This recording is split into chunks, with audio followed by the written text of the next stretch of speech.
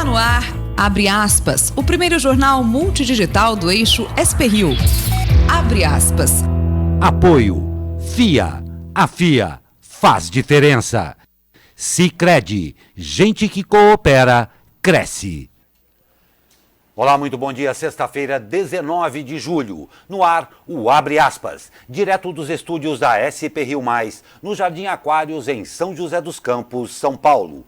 Com transmissão ao vivo pelos Facebooks da SP-Rio+, e do jornal O Vale. Comigo, o jornalista Elcio Costa. Muito bom dia, Elcio. Bom dia, Glauco. Bom dia. Prazer conversar com vocês aqui nessa manhã de sexta-feira. O prazer é nosso. E os destaques de hoje. COAF. Dados não autorizados estão barrados. Reeleição. Bolsonaro sinaliza que pode ser. Em São José dos Campos, cobradores de ônibus ficam, diz Felício Ramute. Preço da gasolina baixou, mas só um pouquinho. Mais um caso de sarampo em São José dos Campos. E como é sexta-feira, tem Cultura com Mei Parreira e Agenda com Gabi Barreto.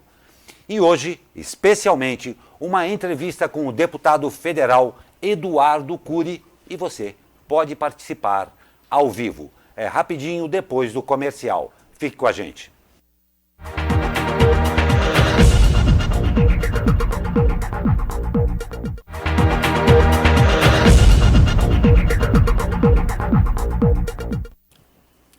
E as investigações policiais com dados do COAF, que não passaram por autorização judicial, estão barradas.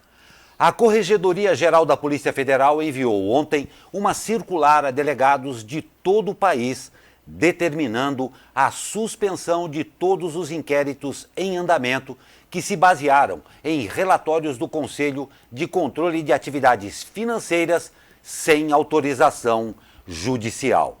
A circular interna, assinada pelo Corregedor-Geral, substituto da Polícia Federal, Braulio César da Silva Galoni, foi enviada a todos os delegados. Na terça-feira, o ministro Dias Toffoli, presidente do Supremo Tribunal Federal, suspendeu temporariamente todas as investigações em curso no país que tenham como base de dados sigilosos, detalhados, compartilhados pelo COAF e pela Receita Federal, sem autorização prévia da Justiça. Ontem, Toffoli afirmou que a decisão é uma defesa do cidadão. Segundo ele, as informações genéricas como dados de titularidade de contas suspeitas e o montante movimentado podem ser compartilhadas sem aval da Justiça, mas informações detalhadas dependem da prévia autorização de um juiz. As declarações foram feitas durante uma coletiva de imprensa em Cuiabá, onde Toffoli participava de um evento. O presidente do STF também disse que sua decisão envolvendo o compartilhamento de dados do COAF e da Receita Federal não impede investigações sobre crimes.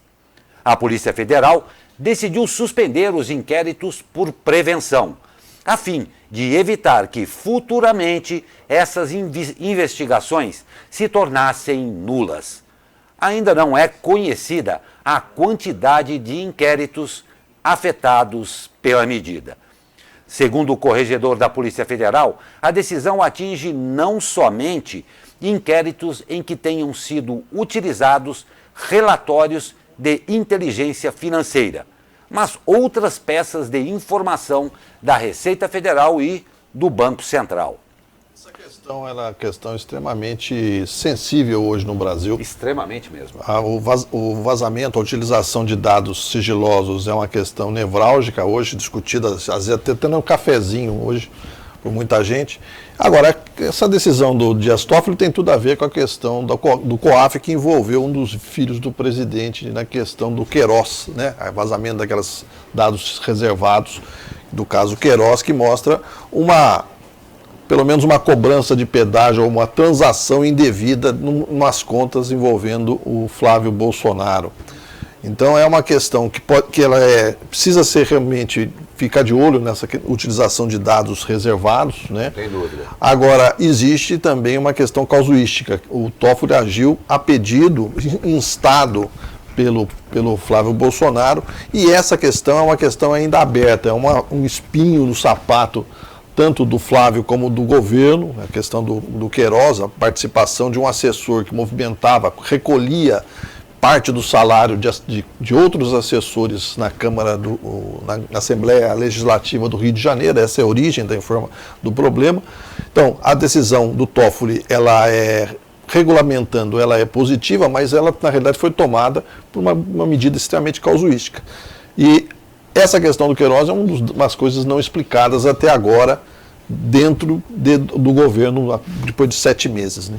Indiscutivelmente, o não explicado gerará inúmeros cafezinhos ainda Brasil afora, não é mesmo? Muita coisa vai ser discutida ainda. Não tem a menor dúvida. E concluindo, as forças-tarefas da Operação Lava Jato em Curitiba, São Paulo e Rio de Janeiro também disseram que a decisão terá impacto em muitos casos que apuram corrupção e lavagem de dinheiro.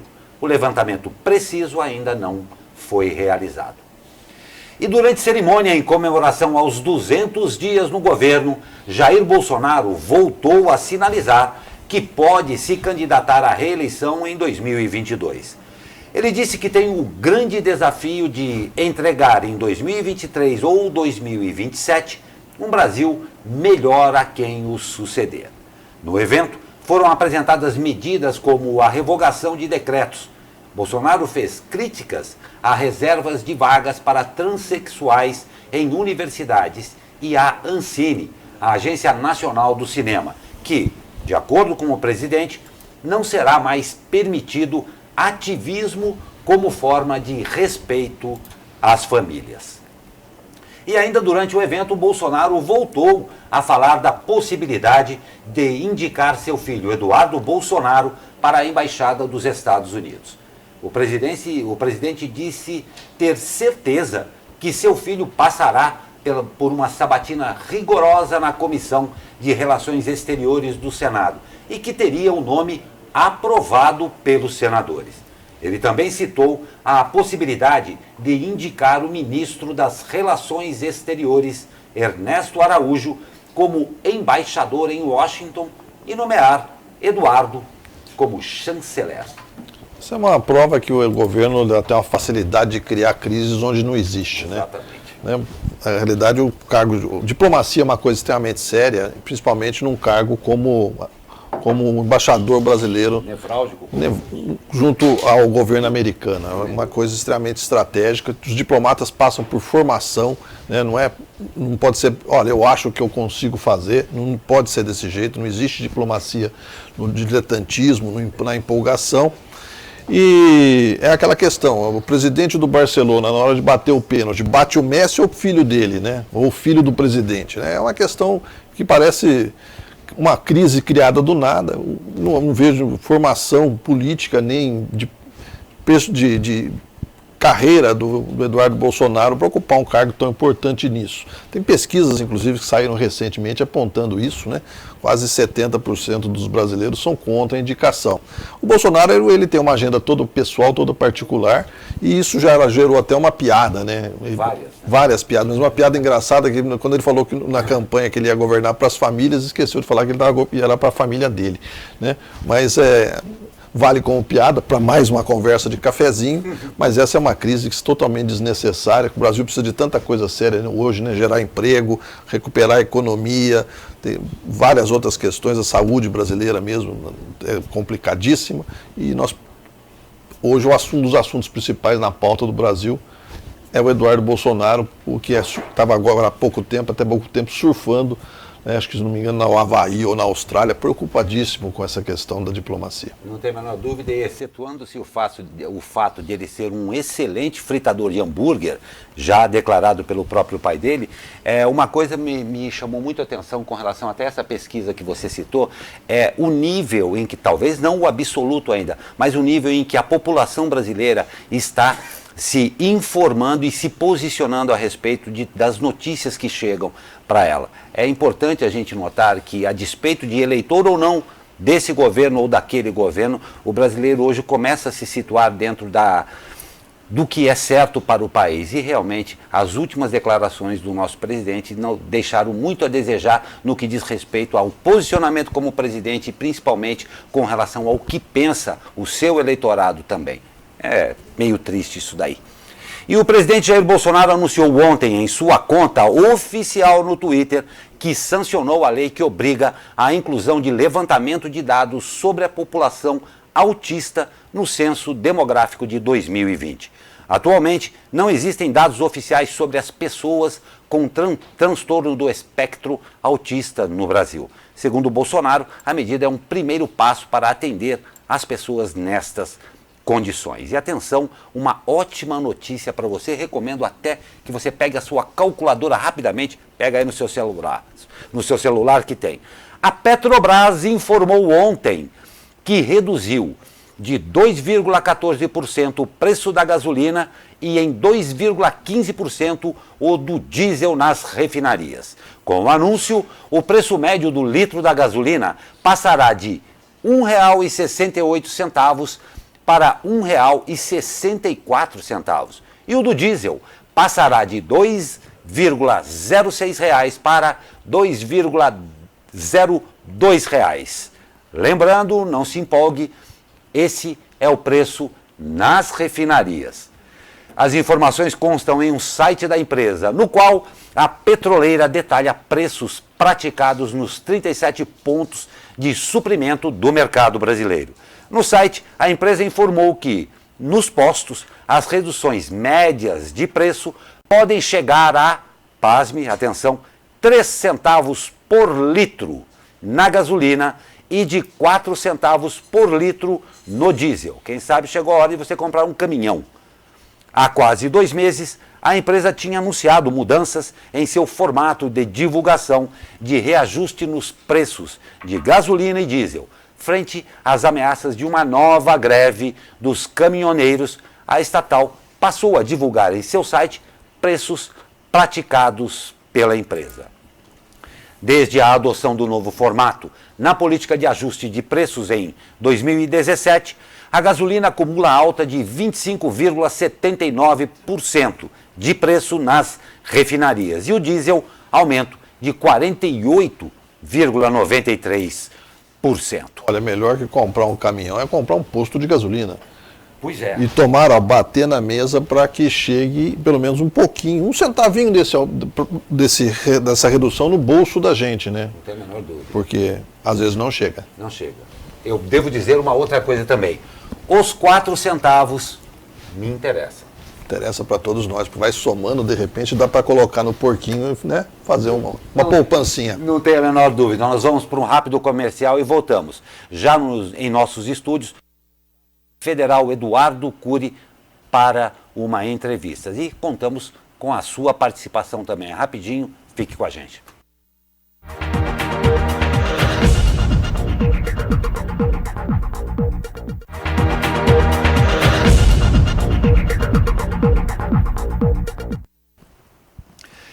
Os acordos entre os partidos para aprovar concessões à reforma da Previdência reduziram para 933,5 bilhões a economia estimada em 10 anos.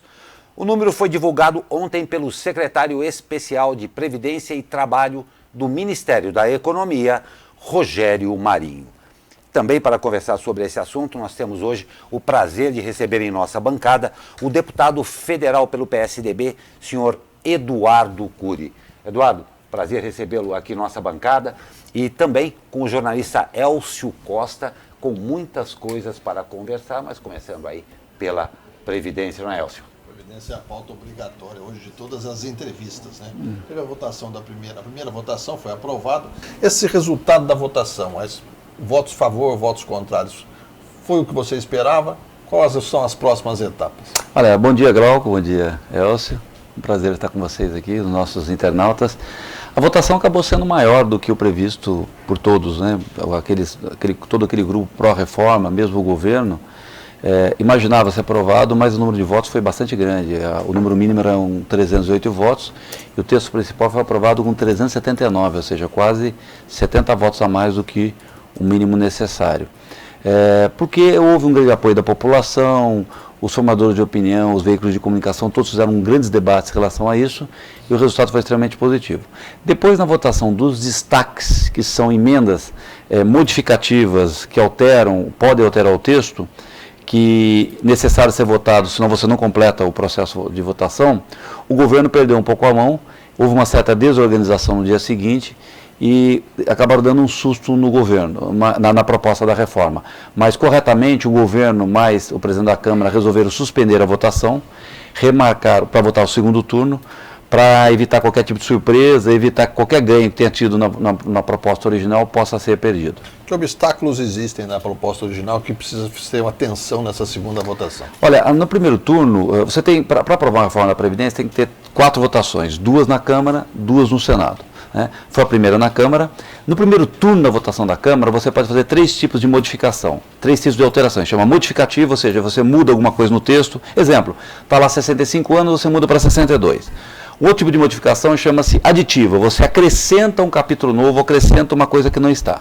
E uma terceira chama supressiva, você retira alguma coisa que está no texto, ou um capítulo, ou uma parte do texto. Isso no primeiro turno. No segundo turno, você só pode fazer um tipo de modificação, chama supressiva. Você retira alguma coisa. Então, agora, no segundo turno, é mais difícil de ser aprovada uma modificação, porque só você tem que retirar um capítulo inteiro.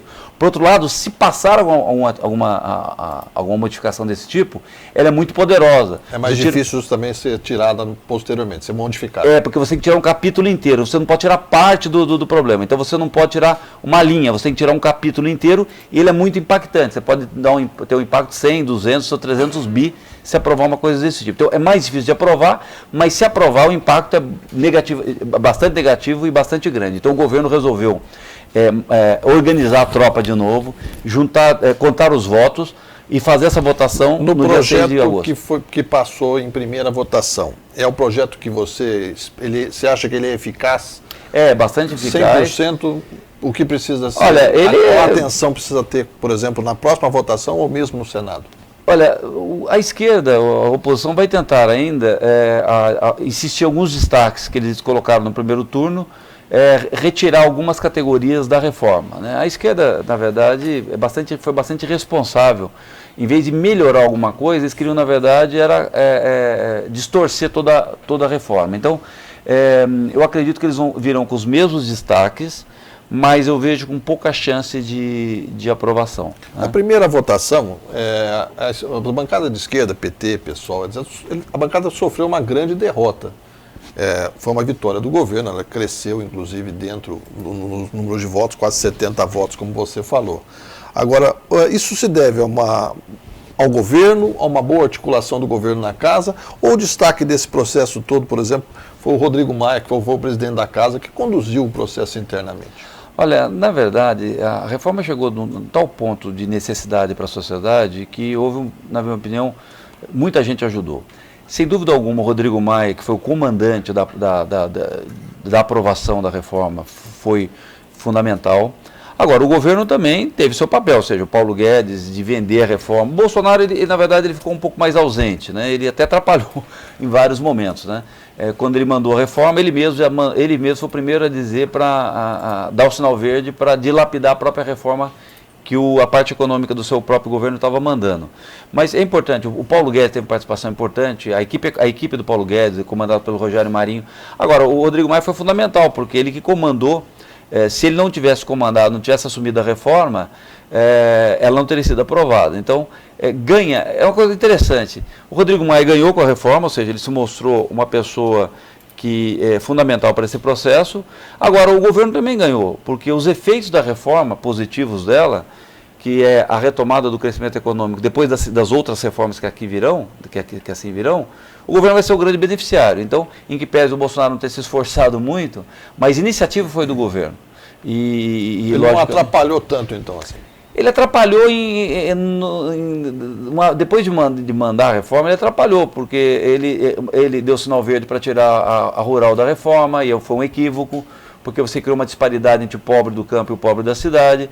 Ele, na verdade, foi o primeiro incentivar demais, ou que você mantivesse alguns privilégios na reforma, e isso tira a argumentação da sua própria base. Ou seja, se o presidente fala que pode tirar, por que não vai tirar? Né? Então, por inexperiência dele, até por pouco afeito o tema, ele acabou atrapalhando um pouco. Mas não é um ponto de prejudicar a reforma como um todo. Ele podia ter ajudado mais, mas ele não prejudicou a ponto de impedir a reforma, tanto é que ela foi aprovada. A questão dos estados e municípios. Como que fica essa questão dos estados e municípios, as previdências, por exemplo, com a Previdência Municipal de São José? Como é que ela, em que meio ela vai ser encaixada? O que isso vai interferir, por exemplo, no servidor municipal de São José ao longo do tempo? Nesse momento nada, porque não foi aprovado a inclusão de estados e municípios, né? Mas eu acredito que isso vai acontecer no médio prazo. Mas isso é uma etapa posterior. Uma etapa posterior, porque você tem previdências de estados que estão absolutamente quebradas, o Rio Grande do Norte não está nem pagando mais, e o governo federal, o governo federal tem uma ferramenta ainda, é absurdo, mas ele pode emitir dívida. Então, ele não tem dinheiro para pagar, ele se endivida mais, compromete o futuro da nação e vai fazendo isso. Aliás, nós aprovamos agora, por unanimidade, uma coisa triste, mas tivemos que aprovar, autorizou o governo a tomar emprestado mais 250 bi para poder pagar a aposentadoria, né? Ou seja, fora do limite da regra que existia. Os estados não podem fazer isso, então tem estado que vai chegar no final do ano quebrado. Então, estados e municípios vão ter que entrar na reforma. Todas as previdências têm desequilíbrio, todas. Sim. A de São José, por exemplo, em que pese a ser muito melhor que a média do Brasil, foi uma das primeiras do Brasil, inclusive na época que eu fui prefeito, ela tem problemas também porque todo mundo vai viver mais e é impossível sustentar esse sistema sem uma alteração. Então, é necessário fazer essa reforma. O Senado deve aprovar agora a inclusão de estados e municípios, isso vai voltar para a Câmara, ele vai sancionar provavelmente a reforma da Previdência, ela vai estar valendo, e vai fazer uma PEC paralela para estados e municípios, ela retorna para a Câmara e vamos ver se os governadores de oposição que sabotaram, que falavam que era a favor, mas na verdade mandaram seus deputados votar contra, vai depender que eles se empenhem agora para a inclusão de estados e municípios, para salvar os seus próprios estados. Eu peço só um segundo para sinalizar a participação aqui de um internauta, o Hamilton Nery. Hamilton, você havia feito a pergunta com relação à percepção do deputado, então não houve tempo para eu fazer a pergunta, ele já respondeu, mas só registrar a sua participação. Muito obrigado aqui pela sua pergunta ao deputado. Nelson, obrigado. Obrigado, Hamilton.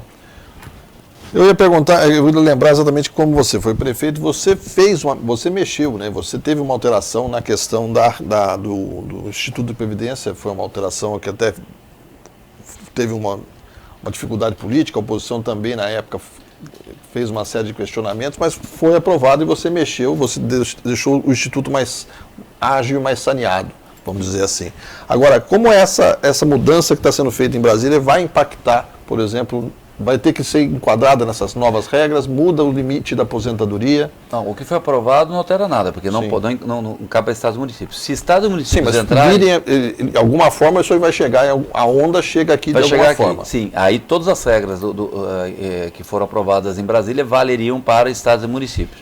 Na minha época, hoje eu fico olhando, eu falo, nossa, foi muito pouco que eu fiz na reforma do Instituto. Nós tínhamos, na verdade, calculatório, você tem que corrigir ele periodicamente. Na época, a situação financeira era tão positiva que eu nem joguei esse custo ao servidor. A própria prefeitura assumiu, ou seja, aumentou a alíquota de contribuição do servidor e eu dei um aumento proporcional para que o servidor não tivesse sacrifício. Na época era possível, hoje é absolutamente impossível fazer isso. A alíquota da prefeitura hoje está muito alta, está em 26%. É impossível um poder público contribuir com 26%, com essa medida, faltando dinheiro para a saúde, para a educação. Então, eu peguei um momento que era outra realidade. Se eu soubesse que o Brasil que estava por vir, que a situação econômica ia deteriorar, eu teria que ter feito uma outra reforma lá atrás. É que a realidade, como eu digo, era outra, né? A gente não imaginava que o PT ia fazer o que fez com o país. É um momento, cada um joga com um momento. Mas se eu tivesse bola de cristal, eu teria sido mais rigoroso na minha reforma, na década em 2008, 2009, se eu não me engano. Sim, né? foi a primeira década do Mas você tem uma ideia, a situação XXI. era tão favorável que eu fiz a reforma e na parte de aumento de contribuição do servidor eu dei aumento proporcional para que ele nem pudesse ser penalizado. Mas hoje seria impossível, hoje tem que ser muito mais rigoroso. O Felício fez uma reforma recentemente e insuficiente. Haverão necessidade de novas reformas, quer que sejam incluídos estados e municípios, quer não. Por quê? Um motivo bastante simples. todo mundo está vivendo mais. Se nós vamos ver mais, nós vamos ter que trabalhar um pouco mais, contribuir um pouco mais para poder usufruir da aposentadoria. Você falou de outras reformas necessárias. Teve a reforma trabalhista, a reforma da Previdência, agora surge no horizonte a reforma tributária. Como é que isso impacta? Qual a necessidade disso? O Brasil precisa ser reformado em todo o seu escopo, pelo jeito? Eu sou um reformista, ou seja, optei em ter essa missão para representar a nossa região em Brasília, para fazer reformas. Então, a previdenciária é urgente, está acontecendo. Eu acho, agora, a que vai fazer o Brasil voltar a crescer, na minha opinião, é a tributária. O Brasil tem uma carga tributária muito alta, nós temos cobra 34%, 35% de impostos, onde países, nossa renda per capita, com o nosso nível educacional, não se desenvolveram com mais de 20%, 20%, 21%, o Brasil cobra muito imposto. Nós temos renda PIB per capita, nós temos uma carga tributária de países ricos.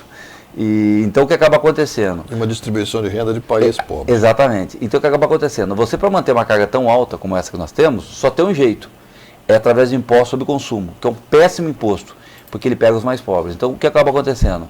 A gente só tem essa carga porque a gente tira do bolso do pobre de um jeito, do bolso do pobre esquerdo do pobre, e depois devolve o bolso direito dele através de programas. É um absurdo isso. Porque você não consegue ter 34%, 35% de carga tributária na renda, porque não tem renda, porque o Brasil é pobre. Então, o que você faz? Você põe sobre consumo, as pessoas não percebem e pagam uma carga muito alta. Exemplo, as pessoas que estão nos assistindo aqui, energia elétrica, 40% provavelmente do que você paga de conta de luz é imposto. Um celular, um pré-pago, R$20, cada R$20 de crédito que você compra na banca de jornal para botar no seu celular, R$10 é imposto. Os exemplos são gritantes. Eu pego um carro, é mais de 50%, 55%, uma geladeira chega a 40%. Combustível, 35%, 40%. O combustível que o Glauco falou, que a gente comemorou, 4 centavos, então, 40% do combustível. Então, a gente tem muito imposto sobre consumo porque foi um jeito malandro que criaram, depois da Constituição de 88, falaram assim, olha, o Brasil não tem renda, vamos tirar de um bolso e botar no outro. Então é pobre que paga imposto sobre consumo. A reforma tributária precisava mexer com isso. Então, mas qual é para onde ela sinaliza, por exemplo? O que mexe, o que é possível fazer, o que seria ideal, por exemplo, em termos de carga tributária? O Brasil sobre a renda... E que você acha fácil aprovar? Porque, na realidade, esse dinheiro está indo sustentar uma série de questões, inclusive a máquina do Estado. Olha, é a reforma mais difícil de fazer, inclusive mais difícil que a previdenciária. Por quê? Porque ela mexe no equilíbrio federativo entre estados e municípios. Eu vou explicar qual que é o ponto da dificuldade. Primeiro que uma reforma tem que passar pela... eu fiz um discurso, aliás, de ontem na Câmara, e eu fui aplaudido até por um deputado do PT. Ele veio falar comigo porque eu falei da barbaridade que são os impostos sobre consumo. Gente, impostos sobre consumo são o quê? ICMS, IPI, PIS, COFINS, todos aqueles que encarecem os nossos produtos, que faz com que os pobres paguem muito imposto, a sociedade paga muito imposto sobre consumo, e mais injusto com os pobres. Então, a proposta da reforma, um dos eixos dela é condensar, somar todos os impostos sobre consumo no único imposto. Então, você tem duas propostas, uma que o Paulo Guedes vai mandar, que ele está excluindo desses impostos o ICMS e o ISS, não que ele não concorde, é que ele acha que é difícil aprovar. E você tem uma outra que já está na Câmara, uma base do economista Bernardo Api, que inclui ICMS estadual e o ISS municipal. Todos eles no único imposto chamado IBS. Então, uma grande simplificação para facilitar a vida de quem trabalha e de quem empreende. Nesse primeiro momento, não há uma redução da carga tributária, simplesmente uma junção desses impostos para facilitar a vida. E por que não há uma diminuição? Infelizmente, porque você não tem como substituir essa arrecadação, porque tudo que nós arrecadamos hoje, um pouco mais, porque que o Brasil tem déficit, é usado para manter a máquina pública. Mas só isso já simplificaria todo o sistema. Então, Um minuto só. Toda vez que fala de unificação de imposto no Brasil, o cabelo do brasileiro arrepia, né? Porque nós temos o caso do imposto único, que seria o imposto do cheque, a CPMF, que virou, na realidade, mais um imposto e um bode no meio da sala, né? Virou tema de debate eleitoral, na presidencial, etc. Toda vez que fala em unificar imposto, né, o brasileiro dá um susto. Fala assim, nossa, mais um. E tem que ficar atento mesmo, porque o Estado brasileiro, toda vez que ele faz uma modificação, ele procura ir lá e pegar mais um pedacinho da renda das pessoas. Esse é o perigo. No caso desse imposto, não, porque ele está substituindo todos, né, em troca de um só. Mas o governo está mandando uma proposta de uma segunda modificação, que é realmente a criação do imposto financeiro, né, que não é imposto único, mas é a antiga CPMF, para substituir a contribuição patronal da Previdência. Qual o objetivo do governo? O objetivo até nobre, é para baratear a contratação, porque hoje 20% do emprego é contribuição patronal, ou seja, é muito caro, e isso impede o aumento da empregabilidade. Então o governo quer fazer, a questão é que ele está querendo substituir pela criação do imposto financeiro, não único, um imposto novo, né? Isso é bastante polêmico, por quê? Funciona? Vamos lá, ele precisa ser muito debatido. Existe ele como imposto único é um negócio bastante interessante. Se você subir todos os impostos para o imposto financeiro, é uma coisa que vale a pena a gente fazer um debate sobre isso. Como o governo está querendo fazer, mantém todos os impostos e cria mais um, substituindo a contribuição patronal. Qual o problema desse imposto financeiro? O imposto financeiro ele é acumulativo, né? E ele recai sobre qualquer movimentação financeira. Então, ele não é um imposto que recai somente quando você tem ganho, um acréscimo de produtividade ou um ganho de capital. Ele recai sobre uma transição. Então, por exemplo, se você depositar um dinheiro para o teu filho, terá imposto sobre isso. E não houve ganho nenhum, né? A hora que o seu filho devolve, você manda o dinheiro para o seu filho de manhã. No outro dia, fala, filho, me devolve amanhã que o papai vai precisar. Quando ele devolver, vai pagar de novo. Ou seja, isso pode causar em cascata uma grande carga, um grande aumento, uma grande perda de renda das pessoas. Um exemplo. Isso parece um imposto meio 171, né?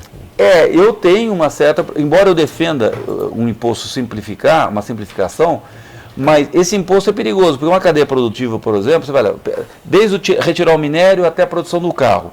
Quantas etapas você tem? Você tem centenas de etapas. Cumulativamente. Em cada etapa vai ter esse imposto, por menor que ele seja. Então ele pode se tornar muito grande no final. E mais do que isso, você pode distorcer cadeias produtivas. As pessoas podem tomar a decisão e falar assim, opa, não vou contratar mais nada, eu vou fazer tudo dentro de casa para evitar o imposto. E isso pode ser ineficiente, porque você pode ter um cara que forneça um produto mais barato do que você faz, porque ele tem a tecnologia e você não tem. E você vai inventar de fazer em casa para evitar o imposto. Então, ele pode causar uma distorção na cadeia produtiva. O governo não enviou esse projeto ainda dessa parte, mas causa preocupação. Por exemplo, mercado de capitais acaba, ou seja, ninguém vai mais poder lançar ações em bolsa, porque o mercado de bolsa, você faz 20 operações por dia. Cada operação que você fizer, você paga imposto por ela. Vai pagar por ela. Imposto em cada uma. Ou seja, uma operação dessa, às vezes você ganha 1% no dia, 2%. Se você pagar 1% de imposto, a operação já foi deficitária. Você imagina fazer 10 vezes, você pagou 10% de imposto durante o dia e vai ganhar 1%. Então, vai acabar. Então, precisa.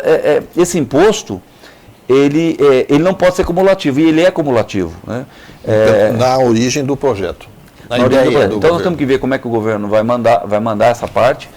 E tem uma terceira parte também da reforma tributária, que o governo já anunciou, que me parece positivo. Nós temos que ver as alíquotas, que ele vai reduzir o imposto de renda de pessoa jurídica para se adequar à alíquota mundial, porque o Brasil agora fez acordo com a Comunidade Europeia, está entrando na OCDE, e as nossas empresas têm que ter o mesmo nível de imposto para poder competir lá fora. Então, o imposto de renda no Brasil é muito alto para pessoa jurídica. Ele vai reduzir para 20%, para ficar igual uma média mundial, mas vai aumentar a distribuição de lucros e dividendos, coisa que o Brasil não tem. Sim. Então, hoje, como é que é, gente?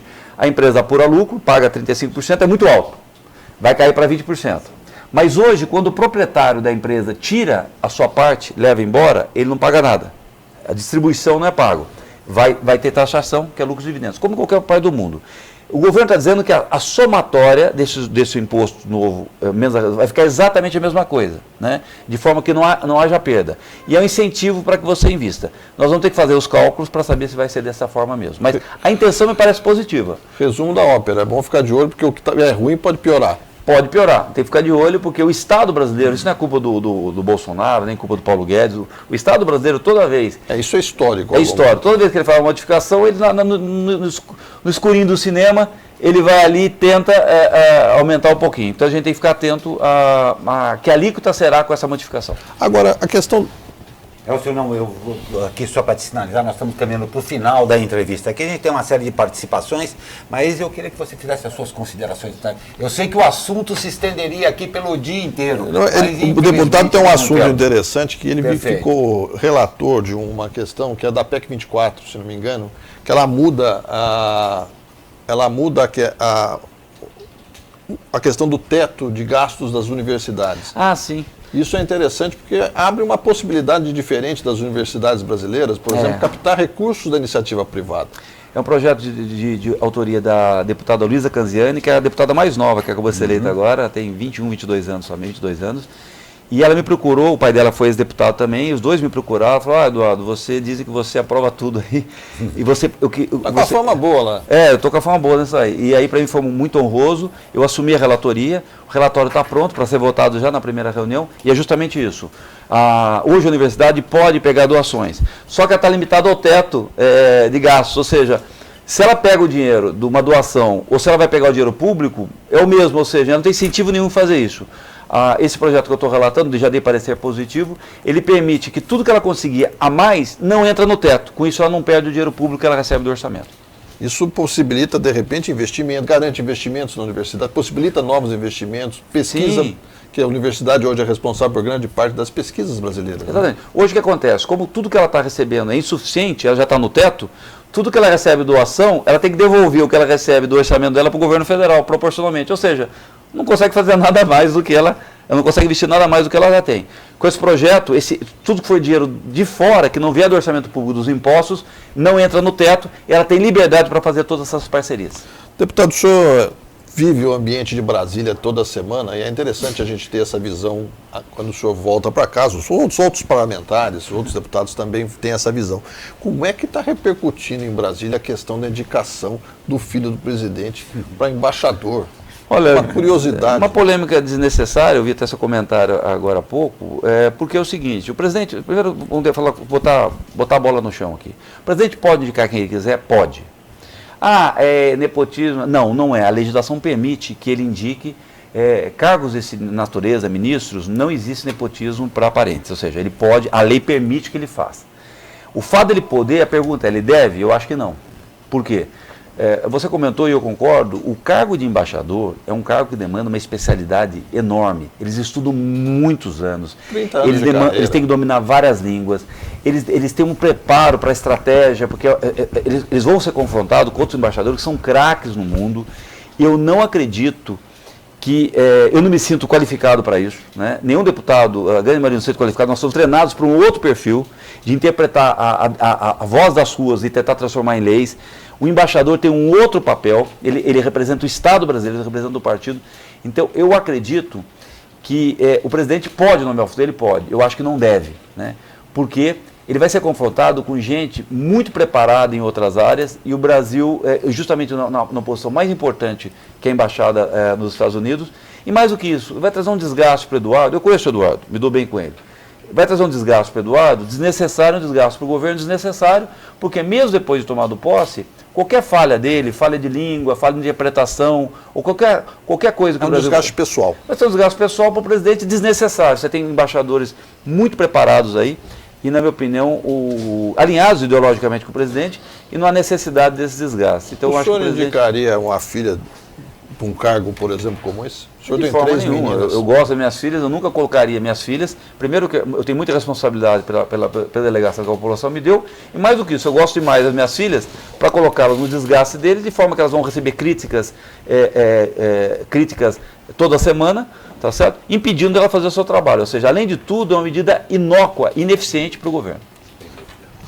Outra questão quente em Brasília, é bom ouvir ter essa visão. Papo para cafezinho não vai faltar essa semana. Nossa, né? Acho que vai faltar café. Vai faltar café, não tem a menor É a questão envolvendo o ministro Sérgio Moro, com essas conversas pelo Telegraph e essa questão dele interferir diretamente numa investigação de processo. Como é que o senhor analisa isso? O que o senhor está ouvindo lá? A situação do ministro é estável, não é estável? Não, é estável. Mas a participação dele no processo constitucional? Eu sou engenheiro, essa parte constitucional e processual, eu confidenciei a você que eu não sou especialista. Então, na verdade, eu ouço muitas pessoas que são da área, né?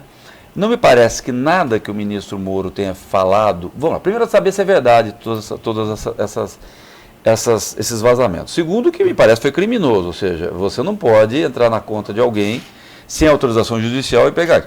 Então, isso foi criminoso, na minha opinião, ilegal, né? E vamos analisar. A hipótese, se for mentiroso, nós estamos perdendo tempo aqui. Vamos imaginar que seja verdadeiro. Não me parece até agora que nada do que ele tenha feito comprometeu as decisões e a condenação, vou falar mais caso mais claro, do Lula, tá certo? Ou seja, principalmente porque foi referendado no tribunal, nos tribunais regionais, depois no STF, depois, ou seja, passou por N juízes para referendar. Agora, me parece que talvez demandasse um pouco mais de cuidado, né, nas conversas entre as partes, porque, dado que ele, na verdade, o Moro, ele, na verdade, ele teve um papel muito importante de combate ao crime e tudo mais, era natural que esse pessoal não fosse deixar barato, né? Esse pessoal ia fazer de tudo. Esses hackers não foram do Brasil, isso é coisa de espionagem internacional, que veio de fora, é gente muito poderosa que está tentando desgastar a Operação Lava Jato e desgastar o ministro Moro, dado tudo que ele fez para enfrentar no combate à corrupção. Isso denota que, na verdade, talvez tivesse que ter um pouco mais de cuidado. A ponto de anular, eu acho que não, acho que está longe disso, mesmo porque, como disse, até agora o que a gente viu foi um ato criminoso de interceptação de mensagens privadas. Até coisa pessoal, né? Você não pode entrar na vida da pessoa e ficar divulgando coisas pessoais. Muitas das conversas divulgadas não tem relevância nenhuma, ou seja, foi maldoso mesmo no sentido de desgastar o ministro Moro, e não é pelas suas falhas, fizeram isso pelos seus méritos, pelo fato de ter enfrentado a corrupção. Essa questão só coloca o ministro num desgaste. Sim. E o pacote, aquela mudança aquele projeto que ele mandou para a Câmara, então ficou para as calendas, porque já não tinha força e o apoio do governo efetivo. Agora, com esse desgaste, então... O Bolsonaro nunca se empenhou de forma a apoiar o projeto do Moro de uma forma muito enfática. O governo apoiou, só que não, né? Porque com o caso do Flávio Bolsonaro, né, vamos lembrar, o Flávio Bolsonaro, o caso dele, tendo razão ou não, foi de um vazamento do COAF, né, que, diga-se passagem, uma ilegalidade, não poderia ter acontecido. Então, o Bolsonaro também se colocou um pé atrás, eu tenho a impressão que colocou um pé atrás e falou, opa, peraí, o que está acontecendo, né? Ele também foi atingido por esses vazamentos. É importante dizer, gente, a investigação, na minha opinião, pode fazer tudo.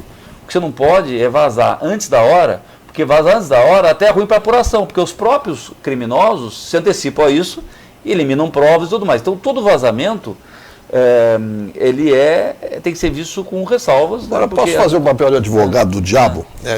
Questão, o senhor falou de vazamentos que prejudicam a investigação, mas tem aquela famosa gravação da Dilma conversando com o ex-presidente Lula, o caso do Bessias, né? O Bessias está levando o papel, aquilo também foi um vazamento. Sim, mas é diferente. Ali era um vazamento que tinha autorização judicial para fazer, né? Você tem um vazamento errado, o vazamento equivocado, mas ele não alterou a decisão judicial. E tinha uma decisão judicial para a gravação, diferentemente do Moro, que não tinha nenhuma autorização judicial para a gravação dos seus. Então tem uma diferença. Um tem vazamento legal. Não vazamento, a captura... Nós estamos falando do vazamento específico. Não, eu sou contra todo qualquer vazamento. A gravação que foi feita da presidente Dilma com o ex-presidente Lula, na realidade, ela já tinha expirado, mas foi feito, mas eu estou falando do vazamento, não da gravação. Vamos lembrar, aquilo não foi um vazamento. Aquilo, o juiz tinha autorizado, todas as gravações, não tinha o segredo de justiça. Um jornalista foi no processo e pegou aquilo. Não foi um vazamento para o jornalista. Agora vamos lá. Durante o processo do Lava Jato tiveram vários vazamentos. Sim. Isso eu acho que é equivocado. Durante o processo de investigação sigilosa, você vazar a investigação. Isso não. No caso específico dessa conversa, não. Isso não estava no processo e o juiz Moro tinha decretado, não tinha segredo de justiça. Então o que aconteceu? O jornalista foi lá e descobriu que estava ali. Então não houve ilegalidade no meu entendimento. Perfeito, infelizmente nós gostaríamos de perpetuar essa conversa aqui por tantos assuntos que existem, tantos cafés que podem gerar os assuntos aqui envolvidos. Vai faltar café. Nem fale. Mas, deputado, eu agradeço a sua participação aqui no Abre Aspas, e da redação veio aqui numa coletânea das participações aqui, que eu vou citar os nomes a vocês, uma mensagem aí do que o senhor considera importante transmitir, claro, para os seus eleitores dessa região aqui, sobre sua participação que tem sido tão atuante e eficaz lá na Câmara? Glauco, primeiro é defender os pontos que eu assumi compromisso com a população, ou seja, das reformas, defender a região. E segundo, na verdade a gente fala pouco, que é trazer recursos para cá. Eu já enviei mais de 60 milhões de recursos para todas as cidades do Vale. Lá outro dia uma prefeita falou, eu sou o único, parece que foi o único deputado na história que enviou recursos para todas as cidades do Vale. E qualquer partido, até eu tenho uma prefeita que era do PT, passou um zap para mim, eu nem sabia, chegou lá as vans de recursos que eu consegui para ela. Eu nem fico prestando atenção. Então, eu cumpro esses dois papéis, que é defender as leis, votar como eu acho corretamente em relação ao meu eleitor, mas também defender a nossa região, trazer recursos para cá, porque é uma obrigação dos deputados. Eu agradeço muito, demais mesmo a sua participação, e faço aqui menção à sua participação também, o Hamilton Nélio, o Paulinho da Jose, o Roberto Pereira, a Regina Andrade, o João Ribeiro, a Heloísa Oliveira, a Marina Candian. E lembrando a todos vocês, por favor, ponham aí o bairro ou a cidade de onde vocês falam, que é o nosso maior prazer aqui poder falar isso. Muito obrigado, deputado. Nós vamos para um rápido comercial. Obrigado, Glauco. Obrigado, Elcio. E nós voltamos com o tempo com o Caio Souza, porque afinal de contas é sexta-feira e todo mundo quer saber como é que vai ser o final de semana. É rapidinho, fique com a gente.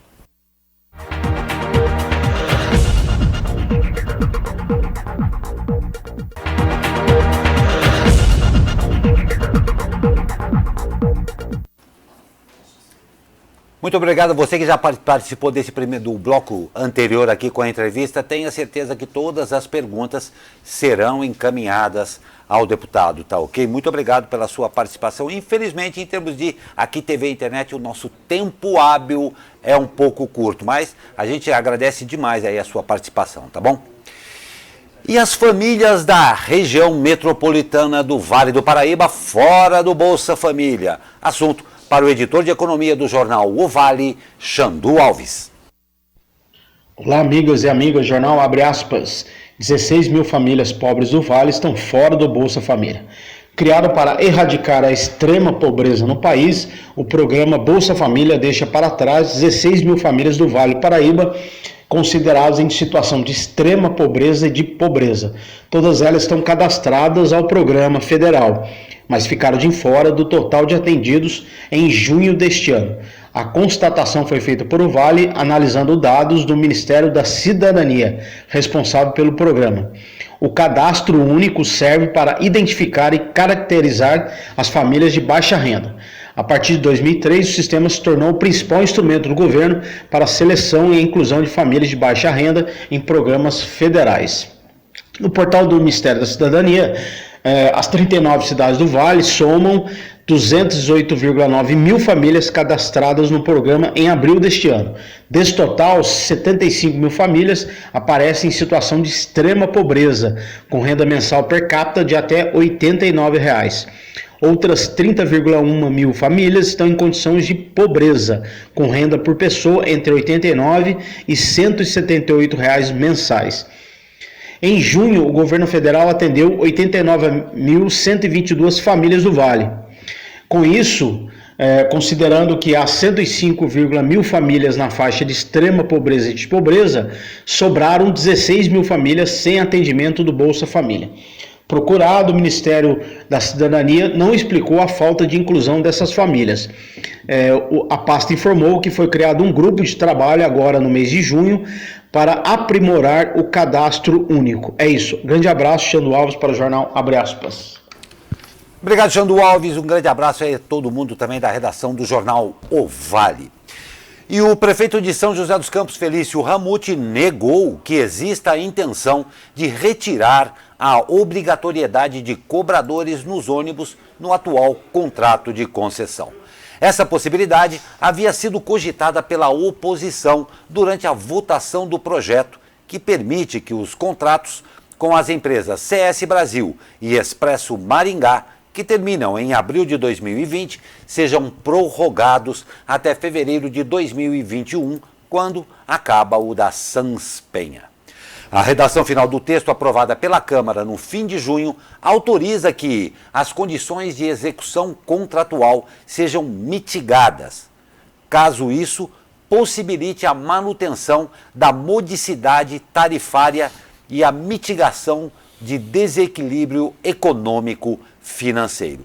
Por outro lado, O secretário de Mobilidade Urbana, Paulo Guimarães, admitiu que o novo contrato de concessão de 2021 poderá prever o fim da obrigatoriedade dos cobradores.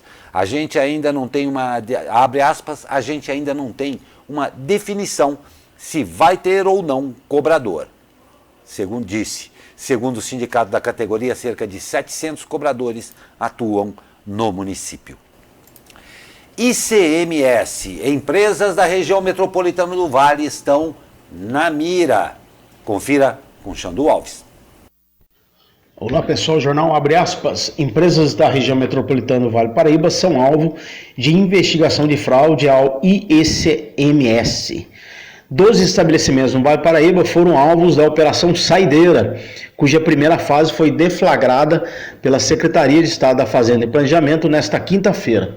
Em todo o estado foram fiscalizados 452 alvos por falta de recolhimento de 130 milhões de reais de ICMS na comercialização de bebidas quentes, como uísques, aguardentes, cachaças e vodkas, entre janeiro de 2016 e junho de 2019. No Vale, 6 cidades foram alvos da operação. São José dos Campos, com 5 estabelecimentos, Ubatuba com 2, Campo de Jordão com 2, e outras 3 cidades com um local em cada, Caraguatatuba, Cruzeiro e Taubaté. A estimativa do fisco paulista é de cerca de 1,4 milhão de reais em ICMS não recolhidos por essas empresas do Vale do Paraíba.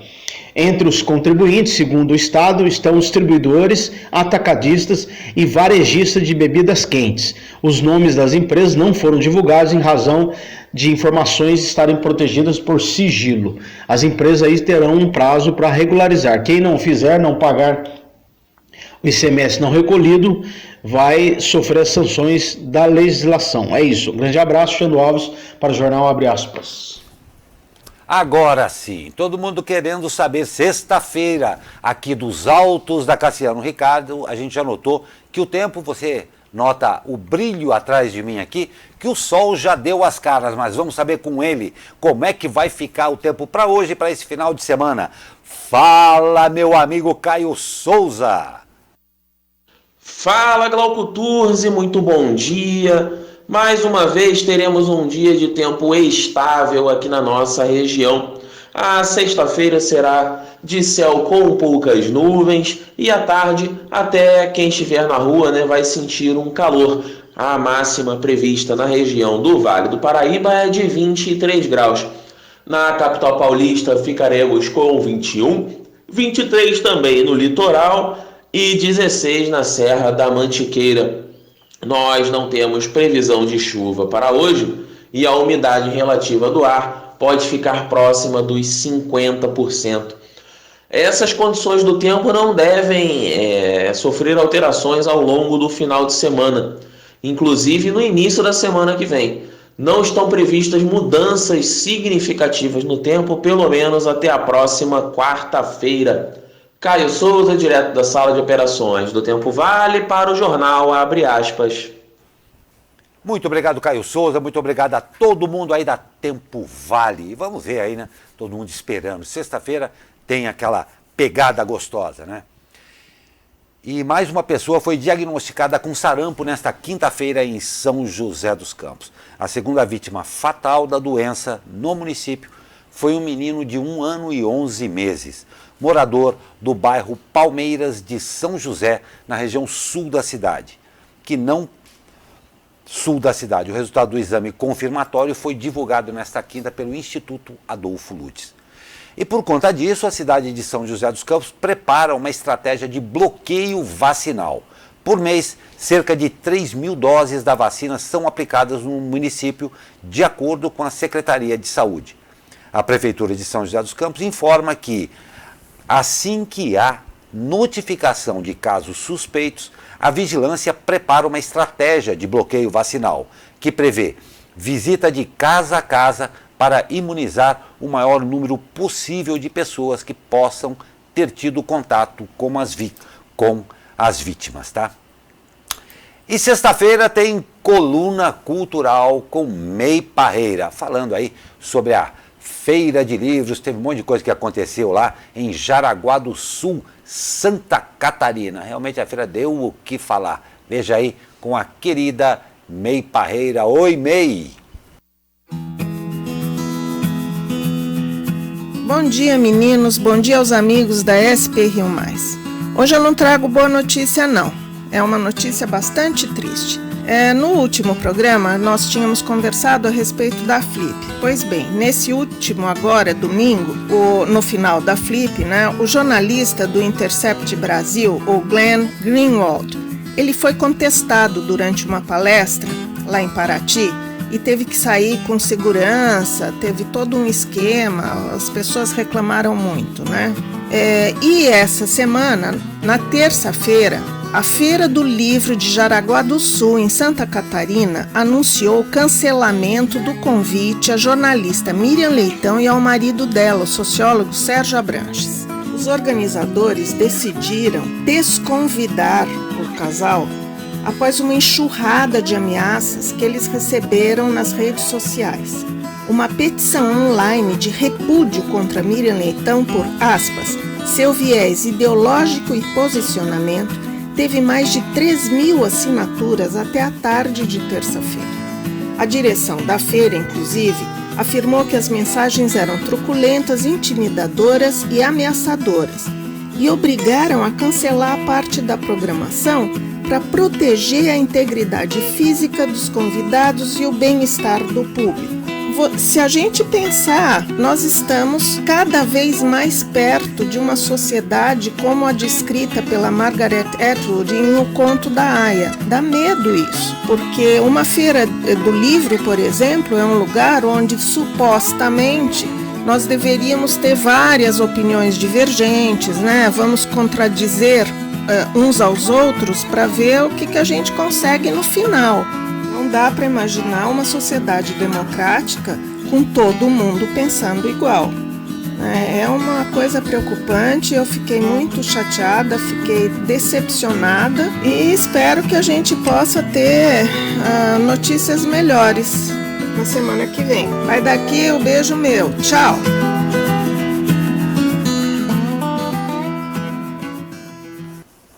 Muito obrigado, May Parreira. Um ótimo final de semana a você. E vamos de esportes. Primeiro com a vitória das joseenses, com gol de Fernanda Tipa aos 48 minutos da etapa final. As meninas da Águia superaram o Sport fora de casa. E com o resultado, as joseenses chegam aos 17 pontos e sobem para o 7º lugar na classificação geral do Campeonato Nacional. Agora, as meninas da Águia voltam a jogar na próxima segunda-feira, quando recebem a Ferroviária de Araraquara no estádio Dario Rodrigues Leite, em Guaratinguetá. Lembrando ainda que o Martins Pereira, em São José dos Campos, está sediando o Mundial Sub-20 de Rugby. E em busca da virada, após perder o jogo da ida da semifinal do Campeonato Paulista por 3-2 em casa, o São José Futsal visita hoje o Sorocaba às 19 horas. Para conquistar a classificação, a equipe precisa vencer no tempo normal e na prorrogação. Não é brincadeira não, hein? E os jogos do final de semana? É o jogo do acesso. Em jogo válido pelas quartas de final do Campeonato Brasileiro da 2ª Divisão, as meninas do Burrão enfrentam neste sábado o São Paulo às 15 horas no estádio do Pacaembu. Na partida de ida em Taubaté, a equipe da região venceu as São Paulinas por 1-0 e por isso precisam apenas de um simples empate para carimbar o acesso à 1ª Divisão Nacional. Olha aí, as meninas aí do Taubaté, muita força, muita fé nesse momento, porque 1ª Divisão do Nacional é muito bacana e saibam que vocês estão aqui com a nossa melhor e maior torcida. Força aí! E o Tigre do Vale vai à luta. Após perder por 4-0 para o Rio Branco, o Atlético Joseense visita no domingo Guarulhos, às 10 horas na Grande São Paulo. Os joseenses estão na lanterna do Grupo 10, com apenas um ponto conquistado. Boa sorte, claro, ao Clube Atlético Joseense. E continuando, porque é sexta-feira, tem o quê? Agenda para você saber o que de melhor acontece e já se programar logo na sexta-feira. E a agenda do final de semana é com ela, Gabi Barreto. Confira o que vai rolar neste final de semana no Vale do Paraíba. Apoio Vale Sul Shopping. Em Jacareí, o Expor Agro tem Henrique Diego e MC Kekel nesta sexta-feira. No sábado, a atração é o cantor Ferrugem. Foi de aspa, mas valeu, você valeu. Na vida pode existir milhares, mas nenhuma vai ser como você. Quando a gente se ilude, a cabeça vira. A Secretaria de Turismo e Cultura de Taubaté oferece sessões de cinema gratuitas. O público poderá conferir uma programação variada de diretores internacionais e nacionais. Nesta sexta, o filme exibido será É Proibido Fumar. No elenco estão as atrizes Glória Pires e Marisa Hort. Em São José dos Campos também terá cinema gratuito. Neste sábado tem o clássico filme O Rei Leão no Parque Vicentina Aranha. Ainda em São José, a cantora Paula Lima apresenta seus novos singles no Sesc. Ele falou, chegou, suave no ouvido, ô preta, seu gingado me alucina. Para comemorar seus 252 anos, São José dos Campos ganhou uma exposição, Mapas que Contam História, que mostra a evolução da paisagem urbana, transformações nos elementos arquitetônicos e sociais da cidade ao longo desses anos. A exposição está em cartaz no Shopping Center Vale até o fim deste mês. A agenda fica por aqui e eu volto sexta que vem. SP Rio Mais, conteúdo de verdade. Apoio Vale Sul Shopping.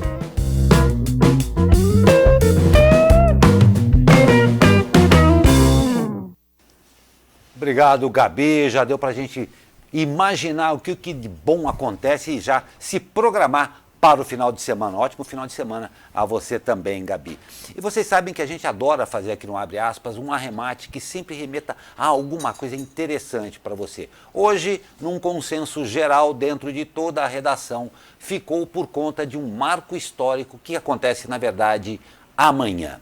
20 de julho de 1969, pela primeira vez, o homem pisa em um corpo celeste fora da Terra. A missão Apollo 11 dava o grande salto da humanidade. 50 anos depois, chegou a hora de voltar. Novas viagens tripuladas estão previstas, além da criação de uma base orbital e da chegada da primeira mulher à Lua. A intenção do projeto é estabelecer presença humana permanente lá no nosso satélite querido aqui na próxima década e se criar também uma base de escala para os voos até Marte. A nave Gateway está em fase de projeto e deverá orbitar a Lua. Ela está para ser lançada em 2022 e será um escritório para os astronautas a 5 dias de viagem da Terra. Os testes devem começar em uma missão não tripulada já no ano que vem. 20 de julho você viu essas maravilhosas imagens da Lua, da Terra e do espaço. Há 50 anos atrás, aquela que era considerada quase que impossível e sonho de milhares de anos de toda a humanidade se tornou realidade quando Neil Armstrong lá pisou na Lua. Quem sabe agora, 50 anos depois, com uma tecnologia totalmente diferente, se finalmente o homem audaciosamente possa ir aonde ainda não esteve. Então amanhã, olhe com muito carinho para a Lua, porque há 50 anos atrás nós pusemos o nosso pezinho lá. Um ótimo final de semana a todos vocês e até a semana que vem.